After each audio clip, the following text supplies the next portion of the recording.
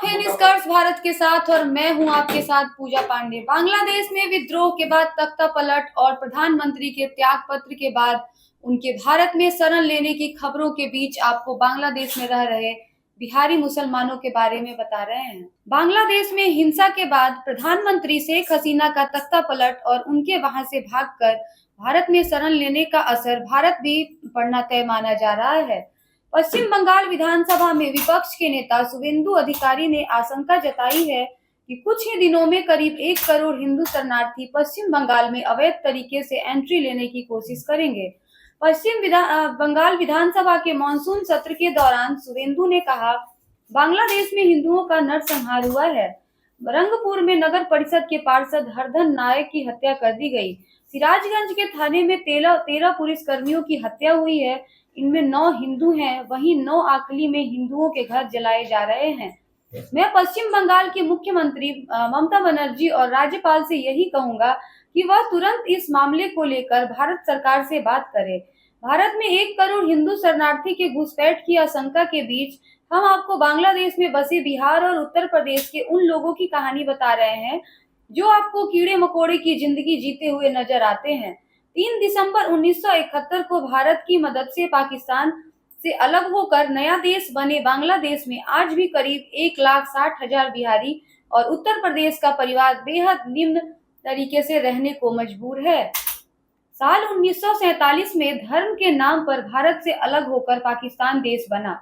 उस वक्त कई मुस्लिम परिवार पाकिस्तान को अपने धर्म का देश मानकर बिहार और उत्तर प्रदेश से पाकिस्तान पलायन कर गए। इसके बाद जब 1971 में पाकिस्तान से अलग होकर बांग्लादेश बना, तब भी बड़ी संख्या में बिहार के मुसलमान एक बार फिर से बांग्लादेश में पलायन कर गए। बिहार में बांग्लादेश की दूरी कम थी, इसीलिए उन्होंने कश्मीर से सटे पाकिस्तान में जाने के बजाय पश्चिम बंगाल से सटे वाले हिस्से के पाकिस्तान में पलायन करना मुनासिब समझा। जो मुस्लिम परिवार 1947 में पाकिस्तान नहीं जा पाए, उन्हें एक बार फिर से 1971 में बांग्लादेश बनने के बाद वहां जाने का मौका मिला और धड़ल्ले से बिहार और पश्चिम बंगाल में घर बार छोड़कर वहां चले गए। बिहार, उत्तर प्रदेश और कुछ हद तक पश्चिम बंगाल से पलायन कर बांग्लादेश में जाकर बसे मुसलमानों को यहाँ कभी भी अपना नहीं समझा गया। 1947 के बाद ही इन मुस्लिमों को कभी भी जीवन की मुख्य धारा में नहीं आने दिया गया। इनके साथ दोयम दर्जे का व्यवहार किया जा रहा है। दरअसल पूर्वी पाकिस्तान 1971 में बांग्लादेश बना। इसी में बसी ज्यादातर आबादी बंगाली मुसलमानों की रही है। इनका बोलचाल, पहनावा, खान पान आदि बिल्कुल अलग है। राजधानी ढाका समेत बांग्लादेश के प्रमुख शहरों में आज भी शरणार्थियों के लिए कैंप चलता है। इन कैंपों को जनेवा कैंप कहते हैं। इन कैंपों में 1971 से बिहारी मुसलमान रहते आ रहे हैं। स्थानीय लोग बिहारी मुसलमानों पर आरोप लगाते हैं कि जब 1971 में नया देश बनाने के लिए युद्ध हुआ, तब इन लोगों ने पाकिस्तानी की सेना की मदद की थी। इस वजह से बंगाली मुसलमान आज तक बिहारी मुसलमानों को अपना नहीं सके हैं। जेनेवा कैंप की हालत इतनी बदतर होती है कि उसे बयां नहीं किया जा सकता है। बेहद छोटी जगहों पर इतनी सारी आबादी बसी हुई है कि वहां ठीक से सूर्य की रोशनी तक नहीं पहुंचती है। जेनेवा कैंप में न पानी पीने की है, न अच्छे स्कूल और न हॉस्पिटल। इन कैंप में बसे बिहारी मुसलमानों को बांग्लादेश में कोई अच्छा काम नहीं मिलता है। इनसे मजदूरी कराया जाता है। बंगाली मुसलमानों का इनके प्रति नफरत को देखते हुए यहाँ बनने वाली सरकारों ने भी इन्हें खास तवज्जो नहीं दिया।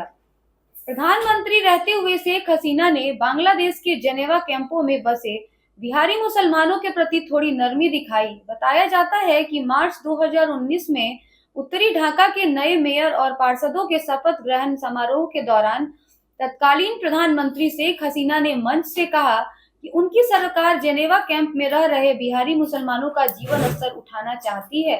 उन्होंने कहा कि बिहारियों के लिए फ्लैट बनाने के लिए जमीन तलाश की जा रही है।